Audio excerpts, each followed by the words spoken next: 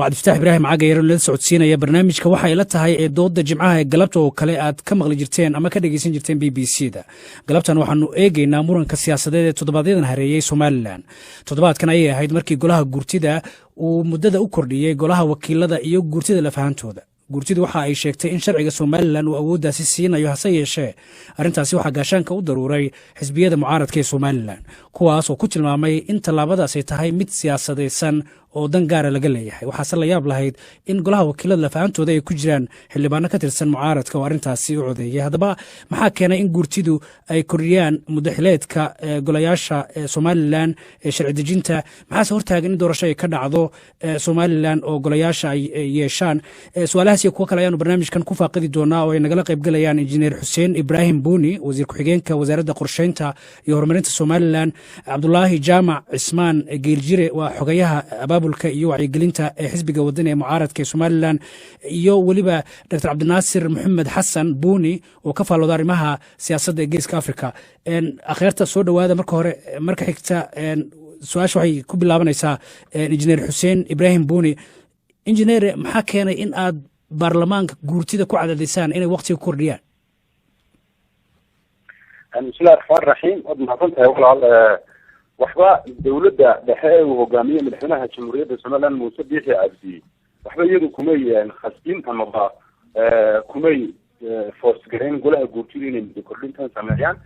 wixii muddo kordhin marka la timaado waxa xaq dastuuriya u leh dastuurka jamhuuriyadda Soomaaliland uu dhigayaa inay kordhiso waa golaha guurtida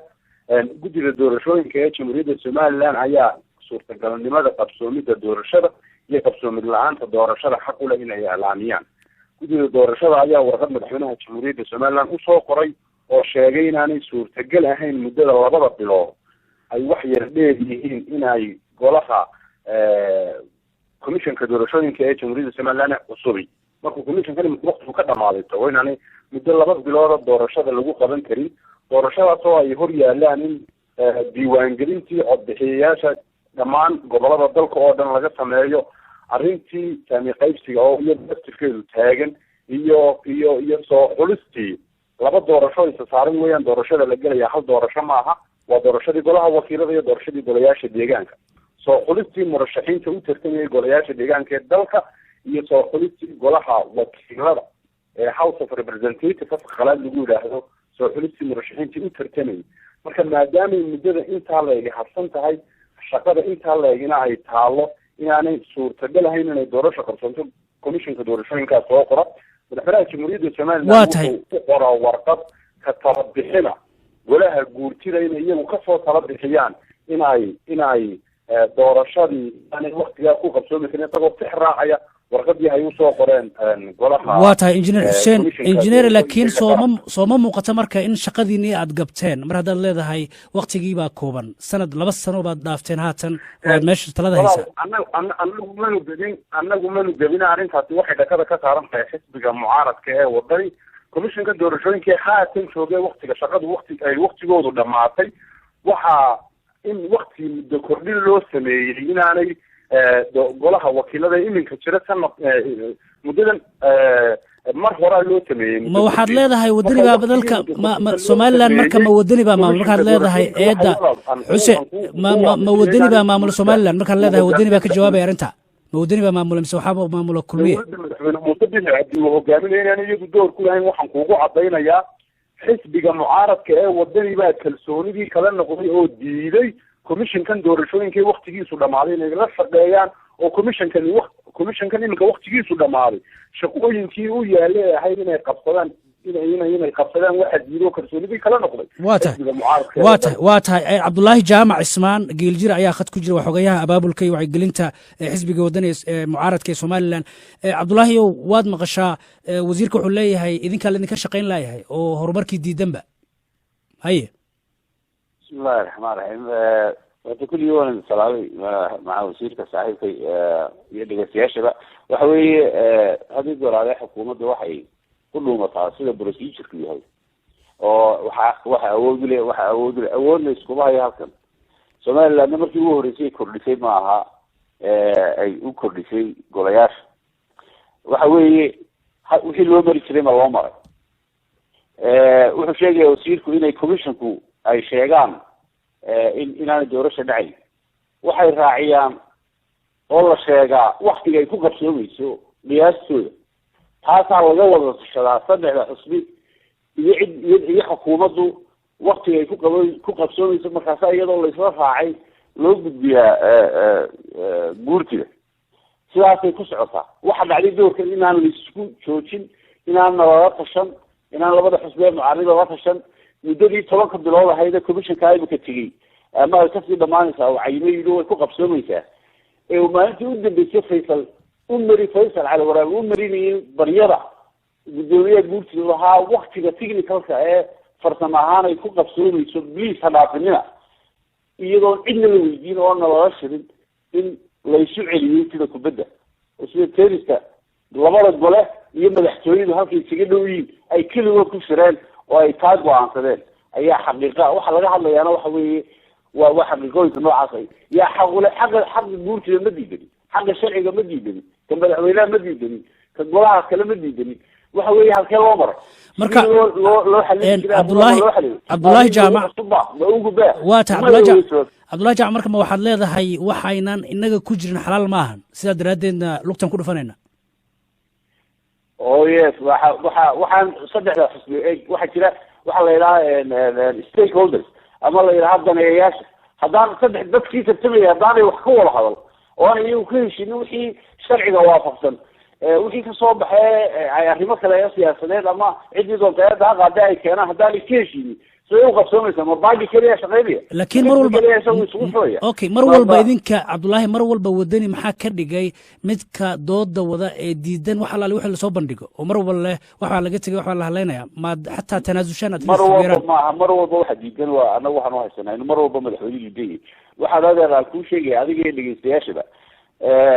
halkan waxaa jooga madaxweyne qaran oo aan u dooranay inuu arrimaha qaranka xalilo oo dadkii doortay iyo mucaaridkuba ay isugu raaceen inuu xalkooda bal xal keliya uu keenay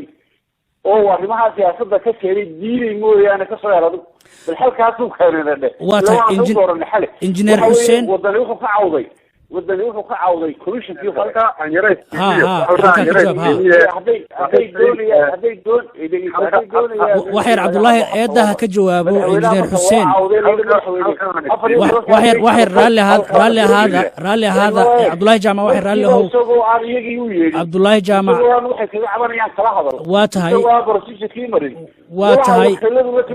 Cabdullaahi Jaamac oo mahadsan tahay aan siina marka eedaas aad dusha kaga tuurtay madaxweynaha Soomaaliland Muuse Biix Cabdi injineer Xuseen oo ka tirsan golaha wasiirada injineer haye way caddahay Soomaan in madaxweynaha laftigiisa uu doonayo inuu cadaadis saaro dadka walaal dooda saaxiibkii Cabdillaahi geelchire lama qabo sida xaqiiqdu yahayna oo sida uu sheegay si ka duwan gudoomiyaha golaha guurtidu walaal marka warqada ka soo kala bixinta madaxweynuhu uu soo qoro guddi ayuu u saaraa historian guddi golaha guurtida ka tirsan baa loo saaraa inay ka soo kala bixiyaan injineer doodaas waan ka soo gudubnay hadda waxay taagan tahay eedda Cabdullaahi ka timid eedda ka jawaab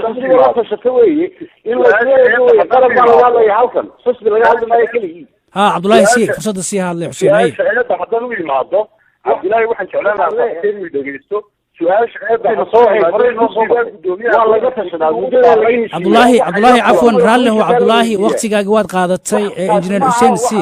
injineer qaado markan eedda ka jawaab eedan ah in golaha guurtidu u soo xulaa waxay la kulantaa daneeyayaasha doorashada saddexda xisbi qaran iyo bulshada rayidka xisbiga mucaaradka ee wadaniga maalintii muddo kordhinta ay sameeyeen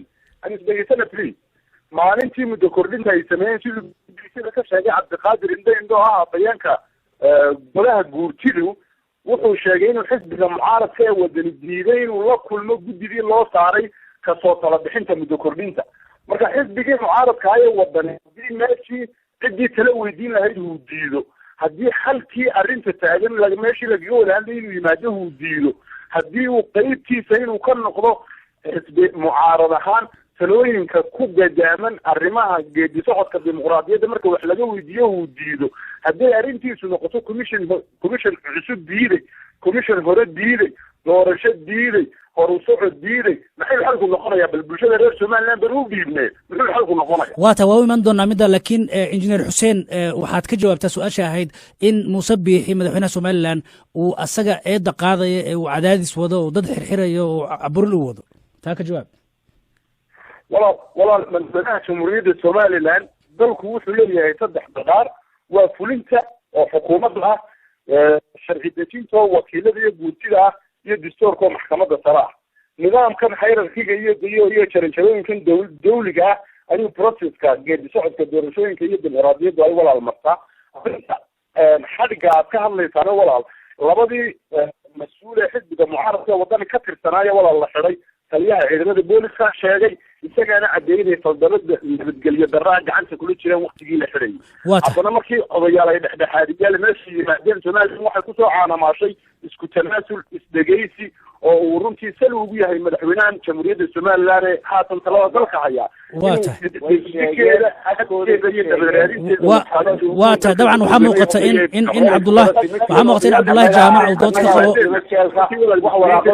waa tahay cabdullahi jaamac doodaada si kooban saldhiga lagama raacin taaskooda ka sheegeen annaguna waanu hubnaa 4 nin annagoo 4 wasiiro hore ahaan jiray baanu ugu tagnay wasiir hore daakhili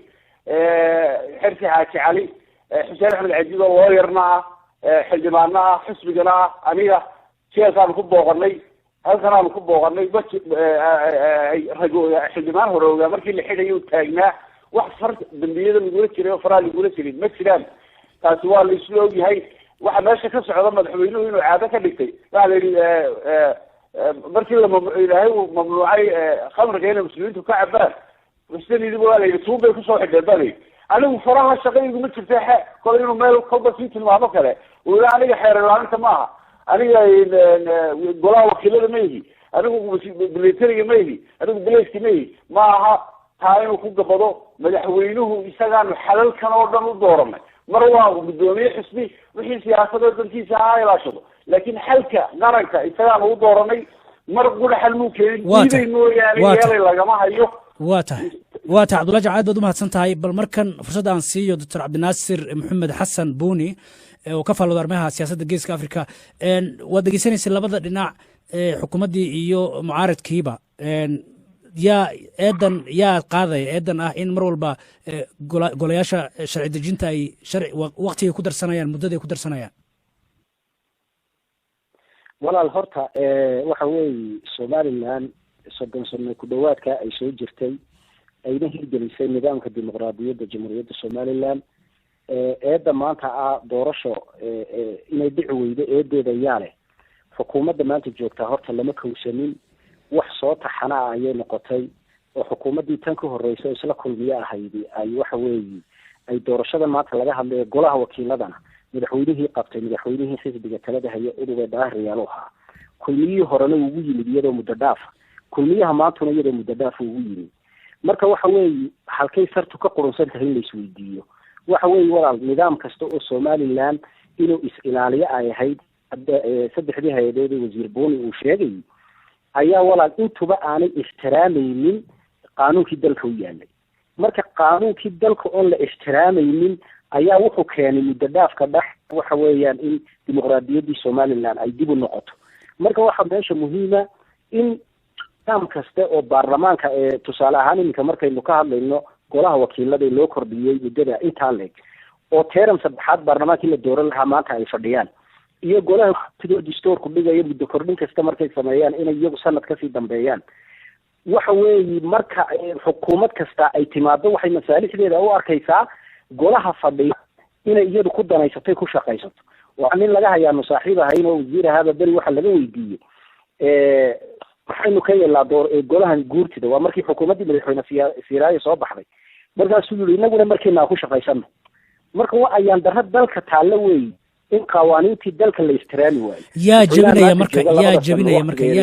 jebinaya cabdinaasir uma eedaysnaan karo dimuqraadiyaddii somaliland madaxweyne biici unbaa hagardaamaynaya waa tahay marka yaa jebinaya marka ilaalinaynin tusaale ahaan walaal waxa weeye iminka markaynu ka hadlayno golaha wakiilada guddoomiyihii ugu waktiga dheeraa ee 12 sano guddoomiyaha baarlamaanka ahaa wuxuu ahaa guddoomiyaha xisbiga wadani cabdiraxmaan. marka waxa laga rabay in haddii isagu qawaaniinta dawliga uu fulin lahaa inaan maanta halkala marin. xukuumaddii tan ka horreysayna ay iyadana lagu ilaalin lahaa inayna xarkaa goosatay inay doorasho qaban lahayd. marka meesha waxay sartu ka qurinsan tahay qawaaniintii dalkan ayaan la ixtiraamaynin oon adkayn. ciddii ilaalin lahayd inay hay-adihii ilaaliyaanna masaalix siyaasiya ayay iskugu hafranayaan oo kan marka loo kordhiyo adiguna aad kasii dambaysid. marka meesha ma taallo walaale, xalku waxa weeyaan maanta golihii guddidii doorashada madaxtooyada biixi qabatay maantada aynu joogno oo 29 Noofambar muddaxireedkoodii ku buuxaa. beritoolana waa kuwa xilkii la wareegaya. dooda waan tegi doonaa Cabdinaasir ku hayaana ma aha maanta haddii 2 sano la kordhiyo macnaheedu si loo fahmo waa tahay Buni waan tegi doonaa doodaas ma aha 2 sano maanta sii fadhiyaan. haddii lagu heshiiyo bisha koobaad ee 2020 inay doorashadii qabsoonto way qabsoomaysaa. waa tahay inay heshiiyaan oo dimuqraadiyadii lagu sii socdo weeyaan, laakiin ma aha kitaab quraan oo qoran oo 2 sano la kordhiyaa doorashadii la sugaya macnaheedu ma. waa tahay waa mahadsan tahay. waxa uu kaasi ahaa Cabdinaasir Maxamed Xasan Buni, aad baad u mahadsan tahay. dooda guddiga cusub ee doorashooyinka waanu tegi doonaa, balse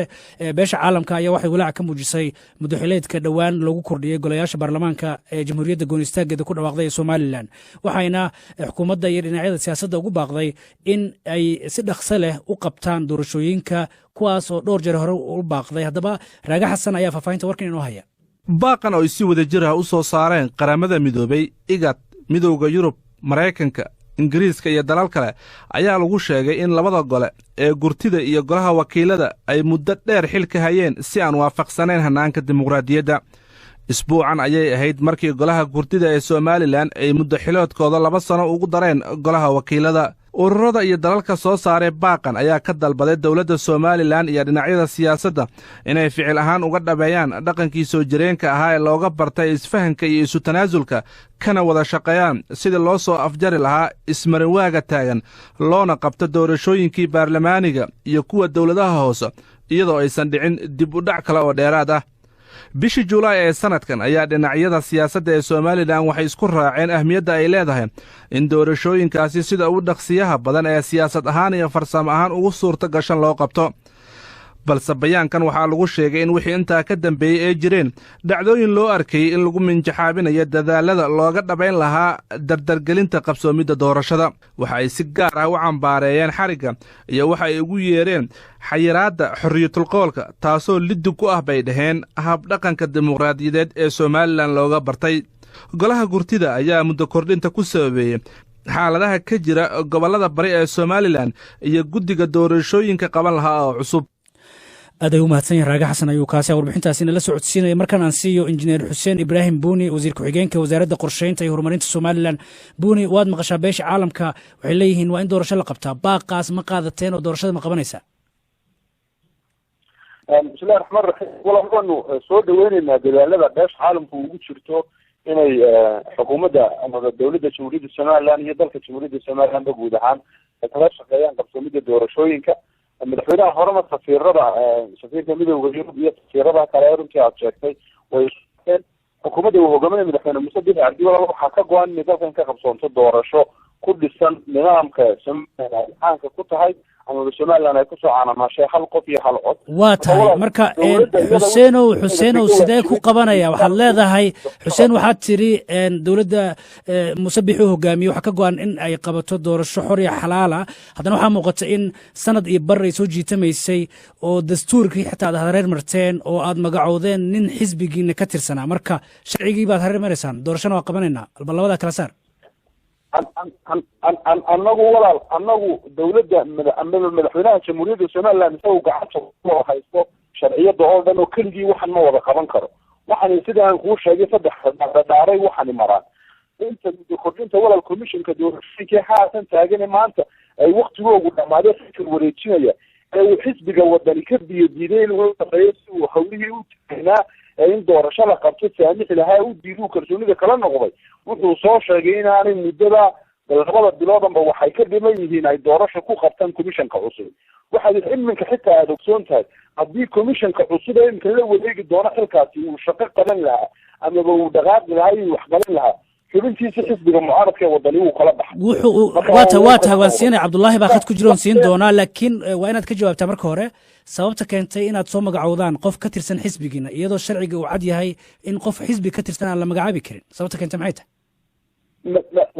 walaal 7 xubnood waxaa lagu soo xulaa sidaan iskala wada dhereysanahay aniga iyo saaxiibadayda dooda igula jira 2 xubnood madaxweynaha soo xula 2 xubnood golaha guurtida soo xula 3 xisbi qaranna 3 xubnood bay soo xulaan golaha jamhuuriyadda somaliland wuxuu xaq u leeyahay cidda uu arkamo dhinacyadan soo wada xulaya waxay xaq u leeyihiin cidda ay u arkaan inay u matali karto ama commissionka ay ka qayb qaadan karto shaqada qaban karto waxa dastuurku xaq u siiyey golaha wakiilada oo xisbiga mucaaradka ee wadani xubno ku leeyahay oo xubno tiro badan ku leeyahay ayuu dastuurku xaq u siiyey inay dadka uu madaxweynuhu soo gudbiyo ay soo xuleen dadkan xisbiyadana madaxweynaha u soo gudbiyaan golaha guurtidana madaxweynuhu u soo gudbiyaan madaxweynuhuna golaha wakiiladu u soo gudbiyaan waa tahay marka Xuseenow markii wadani markii ay ka biyo diideen soo wada gudbiyaan bad diiday ambaan waa tahay wadani markii ka biyo diideen maxaa xildhibaanadii xisbiga mucaaradka ee wadani way u codeeyeen codkii ugu badnaana way siiyeen xubintaa walaalaajeeg waa tahay cabdullaahi baan siin doonaa oo middaa ka jawaabi doona laakiin maxaa keenay markii wadani markay diideen maxaa keenay in awood adeegsataan oo aad xirxirtaan madaxdii sarsare maxaa keenay soo caburin maa midda cid laga xidhay way jirtaaye cabdullaahi aan siiyo cabdullaahi jaamacaye waxa weeye xaqiiqada waxa weeye madaxweynaha wuxuu istusay inuu baarlamaanka golahan wakiilada hadda fadhiya inuu 60 ku leeyahay tiro 60 oo majority ah wuxuu istusay inuu shirgudoonka ama gudoomiyaha guurtida oo xisbigiisa yahay isaguna halkaa fadhiya wuxuu dareemay inaan u baahnayn doorasho isagoo kuwan helaya inaan doorasho la qabto ahayn sababta uu wax walba u diidaya ila waa madaxweynihii qaranka uu xalili waayay commissionka markii uu imika magacaabay hadii goraale waa ku sheegay xukuumadda waxa ku dheeraysataa waxa magacaabaya procedure-kay sheegaan laakiin sida ay ku sameeyeen ma sheegaan madaxweynuhu markii imika magacaabay wuxuu diiday nin ay soo magacaabay guurtidu oo yidhi calan buu haystay isagoo bari guntii jooga oo degan Maraykan oo ku soo dhaweeyay wadani kii xisbigiisa ahaa ee ololihiisa ka qayb galay ee yidhi doorashadan imika socota mooyaane ka soo socota xitaa heli maayaan wadan heli maayaan kusii talagalay ayuu doonayaa maanta inuu dadka ku khasbo isagoo soo qoraya loo sheego la warkada ninkaasi garsoore weeye wax la qaadaya laakiin cabdullaahiyow eedda hasaarin musabixi iyo xildhibaanadiisa keliya aaway xildhibaanadiini aaway cabdullaahiyow waxyar su-aasha ka jawaab marka hore su-aasha ka jawaab adoo raalli ah aan ismaqalno marka hore aan ismaqalno caalamka isugu ka yimi oo la yidhi aan sidaa yeelo oo imika aan samayno bal waxaad su-aal weydiisaa wasiirka muxuu madaxweynuhu haddana qof la isugu haysto waa tahay wuu ka jawaabi karaa haye injineer xuseen ka jawaab adaan kugu soo laabanaya ha ka jawaab u kaadi su-aashaa ka jawaab haye injineer xuseen haye carqalad maaha carqaladoon waa tahay de si fursadda si madaxweynuhu fagaaruu ka sheegay madaxweynuhu fagaaruu ka sheegay haddii doodu hay naga noqoto eed aan sal iyo raad toona lahayn horta waa mashaakil waxaanan diidayaa dee ummadayna dhegaysanaysa ee dunida ku nool dunida daafaheeda joogta eeda aan sal iyo raad toona lahayn oo joogto dee lala daba taagan yahay madaxweynuhu walaal fagaaruu ka sheego wuxuu yidhi war nimanyo anigu 2 xubnood baan soo xulay xubintaasaad dood ka keenteen soo maaha 2 jaray maraysa guddi hoosaadka arrimaha gudaha golaha wakiiladay maraysa guddigaas markay martay ay u gudbinayaan goloweynaha xisbiga mucaaradka ee wadani xildhibaanadii ka socday xisbigiisu way u codeeyeen bal xisbiga wadani intuu isku noqdo ma xisbigaa khaldan mise xildhibaanadiisaa khaldan xitaa cabdirashiid cidina may diidin ba cidina kama aaminsana waa loo wada codeeyey waxa weeyaan madaxweynuhu isagu waxaan gacanta kuma wato xisbiga mucaaradka ee wadani xubintii uu xushay wuxuu wuu soo xuray kulmiye wuu soo xuray golaha guurtidu way soo xuleen golaha guurtidu waa hay-ad walaal madax banaan waxaanan saaxiibkayaan runtii usoo jeedinayaa inaan la odhanin madaxweynaha gacanta ku wataan madaxweynaha walaaqanaya golaha guurtidu waa tahay injineer xuseen waa mahadsan tahay qarankan karaamo iyo sumcad ku leh marka golaha guurtiduna xubnihii labadii xubnood ee walaal ay soo fileen waa lasoo gudbiyey marka xisbiga wadani isagu ha isku noqdo bal isagii xildhibaanadiisu ha isweydiiyaan dadkooga khaldan waa tahay aan siiyo cabdulaahi jaamac xisbigiinii xildhibaanadii ka tirsanaa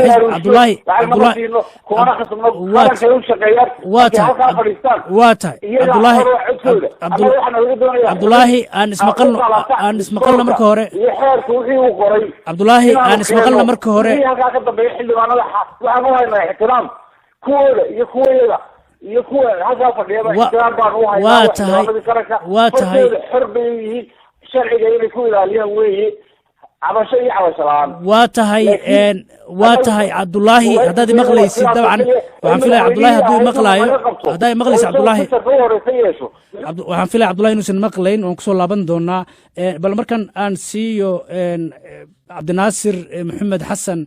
buuni oo arrimaha siyaasadda ka faallooda cabdinaasir waad maqlaysaa eedda waxay dhaafi leedahay sharcigii baa la jebiyey sharcigii baa annagaa ku taagan eedaytan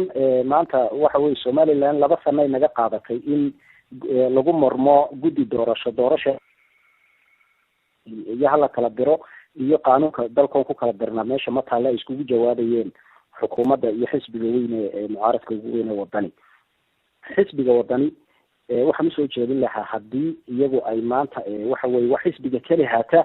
ee doorasho keli haatou galay oo doorasho madaxtooye ah golayaal deegaana waxa weeye markii warqada la furay ayuu xildhibaano ku yeeshay waxa weeye doorasho baarlamaanna lamaba qabanba inta uu xisbiga wadani uu jiro si loogu durko dimuqraadiyaddii somalilandna usii hana qaado ummadda intaa inoo xaniban ee waxa weeyaan doorasho raba ee golaha maanta fadhiya ee bedeli lahaa iyo golayaasha deegaankana dimuqraadiyaddii horey loogu sii socdo waxa aan usoo jeedin lahaa xisbiga wadani ama maanta qof ilaashanayo doorashadii oo qof la dooranayo in kalsooni lagu qabo si dimuqraadiyaddii somaliland hana qaado somalilandna aanu cabdinaasirow marka cabdinaasirow haddii guddigii doorashada aan lagu qanacsanayn cabdinaasirow in waxa weeye laysku tanaasulo oo xisbigii wadani inta lala fadhiisto golaal waxa weeyaan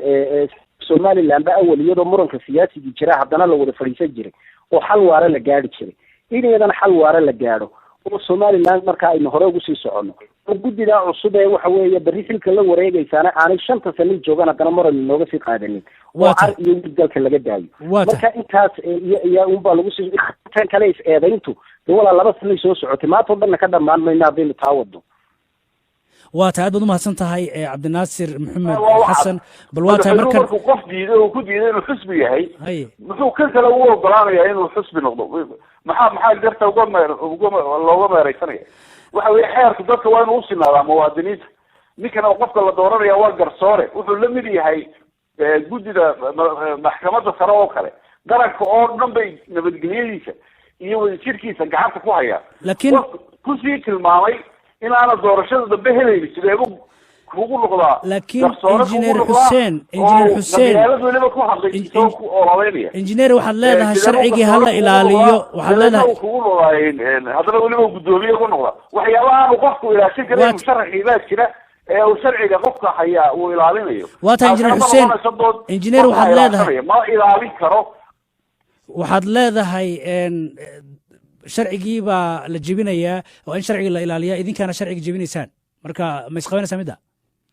golaha wakiiladu ay ansixiyaan waxa loo dhaariya ayay kutaab gacanta u saaraan inay dhex u noqonayaan xisbi qaran somalilandna maanta commission doorashooyin loo soo xulo kow uma ahee somaliland waxaa kasoo qabsoomay 7 doorashaa kasoo qabsoomay somaliland loogama baqanayo ta 7 doorashaa kasoo qabsoomay 3 doorasho madaxtooyaha somaliland kasoo qabsoomo hal qof iyo hal oda waxa somaliland kasoo qabsoomay 2 doorasho golayaasha deegaanka waxa somaliland kasoo qabsoomay doorasho golaha wakiilada 2005 qabsoomay golaha iminka fadhiye muddo kordhinta fara badan u dhacday doorashooyinkaasaa kasoo qabsoomay marka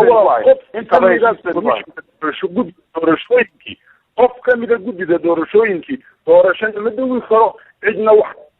karo cidna gacan ma siin karo waa tahay aad umahadsan tihiin saacaddu haatan waxay tilmaamaysaa 5 galabnimo iyo 37 daqiiqo barnaamijkaad dhegeysanaysaa waa barnaamijkii dooda jimcaha maanta waxaanu ku eegeynaa arrimaha muranka siyaasadeed ee somaliland ka taagan bal fursadda markan aan siino dhegeystayaasheeda facebookga ra'yigooda inoogu soo dhiibtay magacaygu waa Nimcaan Jaamac Maxamed oo jooga magaalada Burco. muranka siyaasadeed ee toddobaadyadii u dambeeyay hariyay Soomaaliland kadib markii ay golaha guurtidu ay muddo kordhin 2 sano ay u sameeyeen golaha wakiilada. runtii waa arrin aan habboonayn muddo kordhintaasi 2 sano ah ay golaha guurtida ee Soomaaliland u sameeyeen golaha wakiilada, waayo golaha wakiilada markii hore ay muddo dhaaf ku joogeen, mana habboona in markii lixaad muddo kordhin loo sameeyo 2 sano ah. waxaana ay muujinaysaa tallaabadan ay golaha guurtida ee Soomaaliland muddo kordhinta ugu sameeyeen golaha wakiilada inaysan jirin wax doorasho ah loo qabanayo golayaasha Soomaaliland. waxaana loo baahan yahay in sida ugu dhaqsaha badan loo guda galo qabsoomida doorashada muranka ka dhashay muddo kordhintana wada hadal lagu soo dhameeyo. waad mahadsantihiin BBC.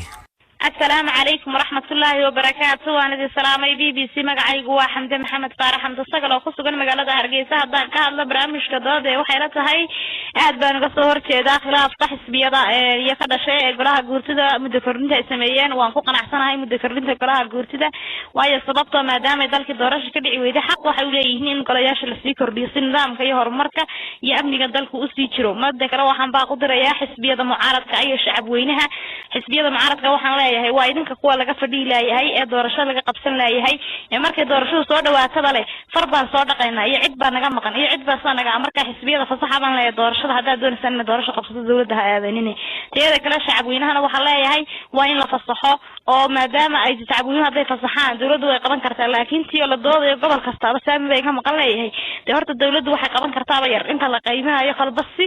loo dhambalaya ayaa waqti qaadanaysa. marka horta waan ku soo amaanayaa aadna waa mahadsantiin. عليكم بعد BBC وادن سلامي مقعيب وعبد الرحمن صلح شيخ جوجا مقالة بوساسو. runtii anigu waxaan u arkaa khilaafkaasi ee ka dhacay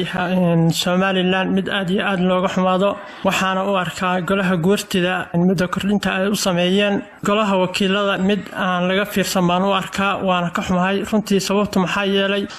golaha guurtida lamay tashan cidna lamay tashan, balse xisbiyadii iyo shacabkii iyo dhalinyaradii midna lamay tashan, balse ayaga kaligood ayaa iska goostay oo u sameeyay golaha wakiilada inay muddo kordhin u sameeyaan. runtii taasna waxaa ka imaanaya khilaaf kana yimid khilaaf aad iyo aad u badan loomana baahnayna ee wadanku wuxuu leeyahay nidaam iyo sharci kala dambeyn bay leeyihiin. marka waxaa la rabay in xisbiyada iyo dhalinyarada iyo waxgaradka ay la tashadaan oo ay dhahaan war ma muddo kordhinta ma u sameynaa mise waa ka daynaa golaha wakiilada. runtii taasi assalaamu calaykum. waa Sayid Usmaan Sheekh Ibraahim Camir oo ku sugan Awdal Boorama. waxay la tahay khilaafaadka ka taagan komishanka iyo khilaafaadka kale ka taagan waqtiga loo kordhiyay baarlamaanka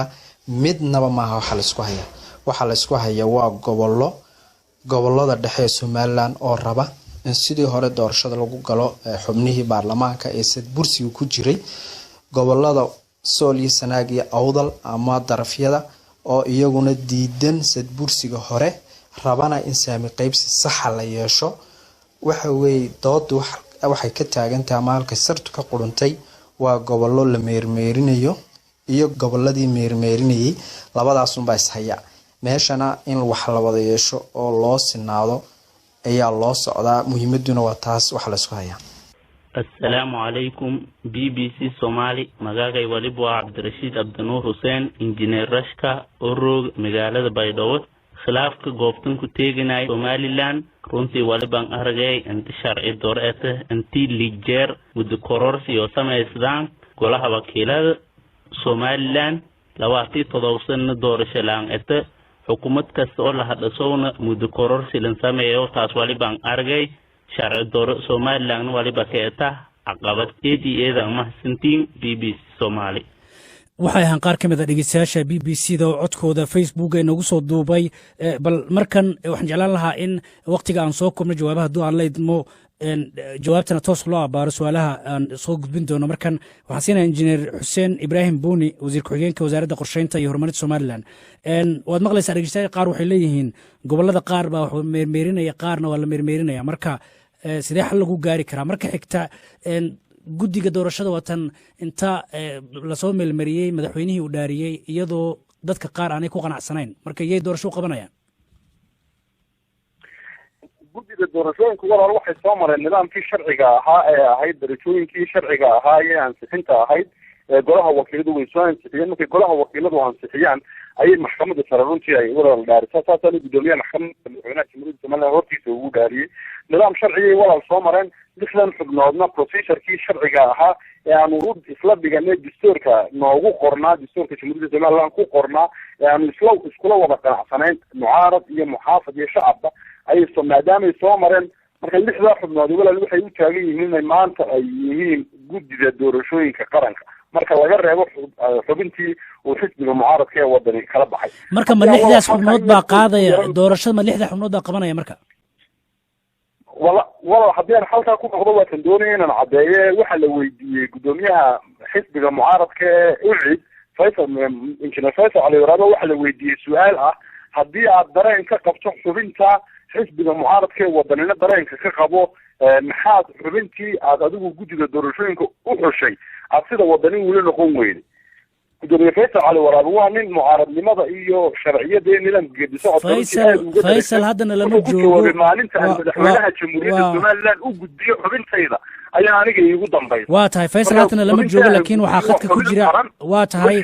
cabdullaahi jaamac aan siiyo markan cabdullaahi jaamac idinka mar haddii cabdullaahi jaamac mi maqashaa oo sharci darrada u aragno ana waa la weydiiyey yeeli mayna buu yidhi waanaanu ka soo saarnay wada jir baanu uga soo saarnay baaqa taana waa la weydiiyey faysal waa tahay faysal la weydiiyey loo baahan may waa tahay faysal haddana lama joogo aan dooda faysal aan ka saarno cabdullaahi jaamac haddaa imaqlaysid maxaa keenay mar kasta oo sharciga laisku qabto oo aad dhahdaan sharcigii baa la hareer maray inaad ku baaqdaan isu soo bax maxaa keenay soo ma jirto maxkamadii meel la aadi karo oo sharciyan la mari karo isu soo baxa aanu ku baaqnay mu ahayn mid lagu mudaharaadayo oo magaalada la gelayo wuxuu ahaa taageerayaasheedu waxay u baahan yihiin inaanu la kulano inaanu barano sharcigaa noo fasahaya inaanu xafiiska iyaga ugu yeedhno si sharciga waafaqsan nabadgelyada waafaqsan waxaanu nahay xusbi doonaya inuu dalkan xukumo inuu nabadgelyadiisa iyo wadajirkiisa iyo ummadda israaceedu waa noo koob priority-ga koowaad bay noo tahay waana nagu sharcigana ma jirin karno inna lagu ilaaliyo xukuumaddana lagu ilaaliyo weeye sharci baa noo fasahay maxkamadda saraa xukuntay inaanu dadka iyaga keenno xafiisyada iyada kala hadalno madaxda iyada iyo dadka iyagu si shaksiya oo sifa shaksiya isu bartaan maxaad kala tashanayseen maxaad kala tashanayseen shacabka maxaad kala tashanayseen anagu codsanay waa taan ugu baaqnayna si cad taasay ahayd tana lagu xidhxidhayna madaxdayadii lagu qaarkood lagu xidhayna waa taan doonayna inaanu dib u dhicin aanu xukuumadda iyo bilayska oo bilayska aanu ixtiraam weyn u hayno taliyo xigeen iyo dable iyo ilaa kulligood oo qaranka waxay u hayaan la ogyahay oo ilaahay ogyahay dhibaataday ku jiraan aanu sharaf ugu hayno inay nagu ilaaliyaan oo dadkoodi iyaba sharciga ku ilaalinayay ee aanay ku raadin gelin waa tahay kolba qofka kursiga fadhiya waa tahay cabdullaahiyow maxaa ergadii waa tahay marka ergadii idiin timid maxay idiin sheegeen maxay idin kala hadleen ergada anagoo mahadnaqayna waxay noo sheegeen inay madaxweynahana u tegeen oo ay kasoo qaateen kalsooni annagoo ay noo yimaadeen inay arrinkayagii gelayaan oonu ku kalsoonahay inay arrinkayagii galaan waxaanu anagu ka cabanaynana waanu u sheegnay madaxdii xusbiga ka xidhnayd ee markii ugu horeysay taariikhda somaliland in madaxda xusbiyada iyagoo shaqadoodii ku jira iyagoo dembi gelin laska xidhahayd inay ay soo daayaanna way ku mahadsan yihiin marka waa tahay marka ergadaa idiin timid hadday idiin keenaan in aad guddigii waa tahay guddigii doorashada arrintii la taallaa waan ka jawaabaya iyagay la taallaa inay arrintii ka dhexdhexday weli nooma iman sifo ay arrintii ku wada waa tahay maadaama aad aqbasheen marka ergada hadday idiin timaado in aad la fadhiisan doontaan hadday idiin keenaan in guddiga doorashada aad qof kusoo dirsataan soo diyaar maahan marka anagu ma diidin ku darsiga qofka commissionka halkaa hala ogaado waxaanu diidan lahay xubinta sharci darrada ku tagtay ee sidii tii kaleba loo celin waayey iyo xubinta heshiiskii caalami maca bulshada caalamku ay nala joogtay ee ahaa in xubno cusub la keeno aan ahayn xubno cusub guddigii hore kamida in laga bedelo ayaanu anagu ka cabayna waa sifo sharciya sharciguna dee gorgortan ma galo madaxweynaha waxa isagoo amniga laga hadlayo ummadii u tagtay waa ogeydeen ee tiri jabhadadaa joogtaanu soo xareynayna madaxweyne waa tahay aad baad umahadsan tahay cabdulaahi jaamac cismaan geljir ayuu kaasi ahaa xisbiga wadani ayuu ka yahay xogeyaha abaabulka iyo wacyigelinta marka aan siiyo doctor cabdinaasir maxamed xasan doctor cabdinaasir waad maqlaysa labada dhinac dood kulul baa dhex martay waxaa laisku eedeynayaa caburin iyo adaa sharcigii daba maray adaa saana maxaa halkaa kaaga baxay walaal horta anigu xogogaal baanu ahay xukuumadda maanta joogta iyo axsaabta mucaaradka iyo siyaasada jamhuuriyadda somaliland maanta arrintu waxay maraysaa guddi doorasho ayaa waktigeedii dhammaaday guddi doorashaa lasoo xunay waxaa laysku hayaayey waa hab qaanuuna oo laleeyahay xubin kamid ihi qaanuunkaa diidaya ee naga celiya iyo procedure bay martay intiina waa lasoo dhexgalay oo hadda waxa weeye waa sida cabdullaahi sheegaya dee guddi dhexdhexaadina oo ganacsata iyo culimada meeshii maraysa arrintu waxa weeye in laysku tanaasulo laisdhegaysto horey looga socdo somaliland haddaynu dib cabdullaahi waa ogyahay wasiirkuna waa ogyahay aynu dib u raacno taariikhda waa guddi doorasho horey laiskugu qabsaday in xukuumaddii riyaale laakiin saddexdii dhinac ee xukuumaddii iyo labadii xisbi mucaaradda heshiis waxay ku ahaayeen in la kala diro waana la kala diray guddigii doorashada axmed siraaye doorashadiisii qabataana meesha timiday maadaama guddigan lagu kala aragti duwan yaho laba xisbi oo kulmiye iyo ucidi ay leeyihiin guddigii horena waanu ku kalsoonay guddigana waanu soo xulnay cusub arkaanteediina waa u dhamaystiran tahay waa xisbigii wadani oo keli hata markaa halkaa jooga marka taa in waxa weeye loo tala badsado xal waara oo qaran oo lagu wada kalsoon yahay gaadho murankana aanu dhinacba dhinaca kale ku eedeynin wakti bay naga qaadanaysahay ayaa xalku walaal uu yahay waayahay cabdinaasir xalka u iman doona xalka waa u iman doona cabdinaasir waa xalka u iman doonaa laakiin waxaa jirta marka dood ah in guddiyadan ama golayaashan sharci dejinta ee somaliland ay doonayaan in ay meesha sii haystaan dhalinyaradii iyo dadkii kale ay fursadda aanay siin marka taa sooma muuqato iyadana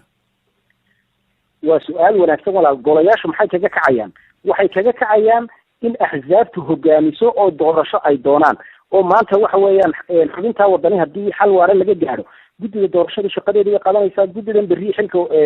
wareejinaysaana waxay dejisay waxa weeye wixii shaqo ahayd wax alaaliyo wixii diiwaangelin ahayd agabkii oo dhan shaqadii baa la galaya kadibna diiwaangelin baa la qabanaya kadibna waxaa la mudaynaya doorasho haddii taasi axsaabta mucaaradkunbaa cimri dherarna siin kara cimrigoodana soo gaabin kara marka taasi waxay ku xidhan tahay in la heshiiyo weliba somaliland sidaynu uga baranay xukuumaddii udub iyo kulmiye iyo maanta xisbiga wadaniga waxa hogaamin jiro doorashada bulshada hogaamin jiro doorashada xukuumadda joogta ku khasbi jiray xisbiyada mucaaradkay haayeen maantana waxaad moodaa tii inay xisbiyadii mucaaradkii maranun ay kaga dhigtay waa tahay bal aan siina marka cabdullaahi jaamac aan siina marka xisbiyadii mucaaradka waxaa laleeyahay waxay kaga dhigtay hal meel un cabdullaahi jaamac haye si kooban waxa weye horta labada iyo cabdinaasir markii horena waa saxaye laba xusbi baanu ku nahay inaanu diidanahay xubinta ku jirta commissionka ee cabdirasaaq yaraa laba xusbi baanu horta taa ku nahay laba goorna waanu ka hadalnay haddaan cabdirasaaq taa horta waan sheegaya taa iyadu waa naga diyaar inay gasho marka la saxo qaladaadka hore jira xubinta annaga noo gaarkaa waxa weeye xubinta commissionkii hore ka tirsan ee imika tan ku jirta taana waxaanu leenahay qof ahaan uma haysana laakiin heshiiskii hore ahayd in xubno cusub la wada keeno ayay kamid tahay ma dabaqayso in iyada lagu soo celiyo mar haddii kuwii horeba la wada saaray oo heshiiskuba sida ahaa sanad iyo barna laga wada hadlayay marka taa marka la saxo annaga ina lagu soo jeediyay imika ma alayla xubintii wadaniha la keeno maba aha halkaa mushkiladu taa iyada waa iska diyaar waa keeni kartaa anytime ama tan aan magacoonaya mid kala ahaato haddii tan la diido xitaa mid kale aanu keeni karna waa tahay injineer xuseen ibraahim magacaawina xoogana lagu jiirsiiyey ee qayluunka procedurkana lagu jiirsiiyey ee anagoo iyadoo lama soo saarin kasii cabaadayna ilaa iyo imika ka qaylinayna war ka daayayna ma anfacde uu madaxweynihii jeersiinayo oo golihii jeersiinayo oo ay isku xisbi yihiin marka hala ogaado waa isku xisbi golaha waa tahay marka cabdulaahiyow erga haatan lasoo saaray ergada culimada iyo ganacsatada iyo siyaasiyiintii hore iyo ragga waxa ay soo jeediyaan xalka ay keenaan ma qaadanaysaan si kooban cabdullahi baan siinay cabdullahi jaamac waa tahay waan ku siin doonaa injineer xuseen cabdullaahi maadaama aad kusoo celcelisay annagaana lagu taagan yahay dhibaataa socoto maadaama aad ku soo celcelisay guddigan xalka raadinaya waxa ay keenaan ma ku qancaysaan si kooban haa iyo maya horta dee qofka guddi dhexdhexaada aqbalaa xalka iyagu iska soo goyn maayeen xalka waa wax ay la galeen dadka ay la galeen qofku markuu ergeed aqbalo dee ergeda waxay keentana u aqbala waa mahadsan tahay injineer xuseen aan siiyo markan ibraahim buni injineere waxaad tiri waxaan ka jawaabaya eeda la soo jeediyay maxay yihiin si kooban uga jawaab eeda waxaan ka jawaabayaa walaal isu soo baxi iyo taageerayaashii uu cabdilaahi saaxiibkii cabdilaahi yidhi waanu iskugu yeedhno waa lana xidhay uu yidhi baan doonaya inaan ka jawaabo walaal nidaam baanu leenahay shuruuc baanu leenahay shuruucda iyo nidaamkan aanu dhiganay baanu runtii dalkani ku dhaqmay dawladdu ay runtii qaranka mas-uul uga tahay inay ku ilaaliso xisbiyada qaranku walaal waxay leeyihiin nidaam shirweyn ay qabsadaan shir golo dhexe shir golo fulineed bay qabsadaan 3 bilood kamay soo wareegin markay qabsadeen shirweynihii xisbiga mucaaradka wadani uu shirweynihii qabsaday 3 bilood kamay soo wareegin waxaan maanta kusoo degay xisbiga mucaaradka wadani doonay taageerayaashiisa u sheego ee uu shirweynahoodii aanay 2-3 bilood ka soo wareegin taageerayaashiisa ugu sheegi waayay maxay tahay horta laakiin soo sharci uma lahan in ay taageerayaashooda isugu yeeraan idinka ma boolis iyo qori baad isticmaalaysaan haddii walaal ay doonayaan inay isu soo bax mudaharaad silmiyan ay sameeyaan wasiirka wasaaradda arrimaha gudaha ay ahayd inay warqad codsiya u qortaan wasiirka wasaaradda arrimaha gudaha inay ahayd inay walaal ogolaanshiya ka soo qaataan waxay walaal ogsoon tahay kubaankun hooyooyin oo dan yara oo suuqa nolol maalmeedkoogu kaga xidhan yahay shaqada maalinta ay qabanayaan oo suuqa usoo dareero tamaandhada iyo caanaha iyo hilibka suuqa ku iibiyaa jira xukuumadda jamhuuriyadda somaliland oo madaxweyne muuse biixi cabdi hogaaminaya walaal waxay diidaysaa ay diidan tahayna in qas la geliyo hooyooyinka masaakiinta tamaandhada suuqa ku iibinaya waata cabdullahi jamcan siiye markan la booday walaal diidaysa marka haddii ay sharciga iyo nidaamka iska indhatireen xisbigii mucaaradka waa tahay bal injineer ay khuseysay meel lagu dhuuman karo ma aha waxa weeye xeerkaa fasax umada saraa fasaxday inay dadku si asluubla ku yimaadaan oo ay xafiiska hor yimaadaan farxadda xafiiska lagala hadlo dabeedna halkoodii lagu celiyo nabadgelyadana waxaa ka mas-uula bilayskuna ku ilaaliyo qofkii markaa sharciga sameeye shaksiga bilayska xaq ule inay wax ka qabtaan annaguna waa ku taageerayna laakiin dadka waxay xaq u leeyihiin oo distoorka qodobkiisa 12 iyo xeerka 51 iyo intuba fasaxeen iyo qodobka distoorka qodobkiisa 22 ilaa ka 8 xorriyaadka qooda dhan waxay fasaxeen inaanu imanayno xafiiska kulmiye iyo xisbi iyo udub markay jireen intaba xisbiyada way kala hadli jireen xafiisyadooda waa wax soo maray bilayskuna uu ku ilaaliyaa dadkana waa la kala dareeriyaa ma aha mudaharaad magaalada dhex mara ma aha xafiisyada dawladda ka hor mudaharaada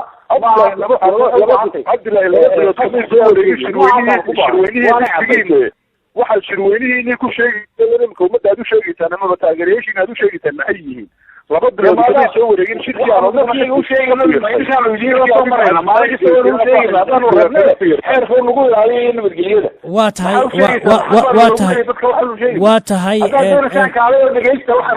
waa tahay qaybii u dambeeya barnaamijka marayna waata cabdullahi jamcaad baad u mahadsan tahay iyo injineer xuseen iyo cabdinaasirba injineerka aan siiyo marka hore maxaa diidan in dowladda ay qorshe ka keento arrimaha deegaanka maadaama waqtigii uu dhammaaday dad badan ay ka cabanayaan in dhibaatay taagan tahay si kooban kadibna meel kale u gudbaynaa iyo qaybihii dambe walaal sharciga iyo dastuurku waxay dhigayaan golo lasoo doortay waxaa bedeli kara waa golo lasoo doorto si sharciya loo soo doortay marka walaal golayaashan deegaanka iyo golaha wakiiladaba in doorasho la qabto golo lasoo doortay uu golaha bedelo ayuu walaal sharcigu dhigayaa madaxweynaha jamhuuriyadda somaliland sharciga isagu intuu gacanta ku wada duubto meel walba isagu gacanta la geli maayo nidaamka iyo sharciga iyo dastuurka waa tahay waa tahay soddon waa tahay injineer xuseen aan ku siiyo soddon ilbiriqsi aan ku siiyo soddon ilbiriqsi cabdullaahi raalli ahow cabdullaahi jaamac raalli ahow waqtigaaga uu ku iman doonaa raalli ahow injineer xuseen waxaad leedahay soddon ilbiriqsi xalka muxuu yahay si kooban xalka muxuu yahay maxaad u aragta xalka inuu ku jiro xalku wuxuu yahay tan aan walaal anagu hormoodka xukuumad ahaan anagu hormood baanu ka nahay ka shaqaynayna dhexdhexaadnimadan aanu ku ogolnahay intaasoo walaal madal amaba intaasoo shir xal raadina uu madaxweynuhu goboloogu uu fidiyey xisbiyada mucaaradka hogaankooda lagaga arrinsanayo lagaga tashanayo sidii dalkan doorasho golo wakiil iyo golayaal deegaan uga qabsoomi lahaayeen aad baad umahadsantahay walaal ilaa iminka taagannahay waa tahay aan siiyo markan ugu baaqaynaa gaar ahaan xisbiga wadani aan siiyo marka cabdullaahi jaamac soddon ilbis baa lafteeda leedahay maya 66 maya tii ugu dambeysay lagu heshiiyey waxay ahayd tii xalka muxuu yahay cabdullaahi xalka muxuu yahay si kooban cabdullaahi xalka muxuu yahay marka cabdullaahi jaamac xalka muxuu yahay xalku wuxuu yahay xubnaha qaldan un hala saaro waana ka qayb galaynaa doorashada xubno kale ha lagu soo bedesho ilaahay idinkii muwaadiniinta somaliland ha ka doorto waa mahadsan tahay aan siiya markan cabdinaasir maxamed xasan aan siiya markan cabdinaasir xuseen maxamed xasan buuni si kooban 20 ilbiriqsi xalka muxuu yahay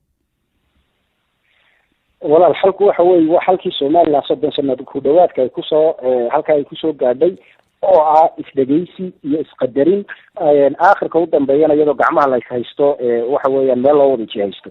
marka xalka xayndaabkii lagu soo noqdo somaliland ee ahaa in la wada fadhiisto la isdhegeysto isqadariyo la isku tanaasulo walaaltinimo la muujiyo aad baad u mahadsan tahay cabdinaasir maxamed xasan buuni ayuu kaasi ah oo ka faallooda arrimaha siyaasadda ee bariga afrika iyo geeska afrika waxaa kaloo barnaamij ka qayb qaadanaya cabdullaahi jaamac cismaan geeljiri xogayaha abaabulka iyo wacyigelinta wadani iyo injineer xuseen ibraahim buuni oo ka tirsan somaliland xukuumaddeeda intaa ayaan barnaamij kusoo gabagabeynaya sidaas iyo nabadgelyo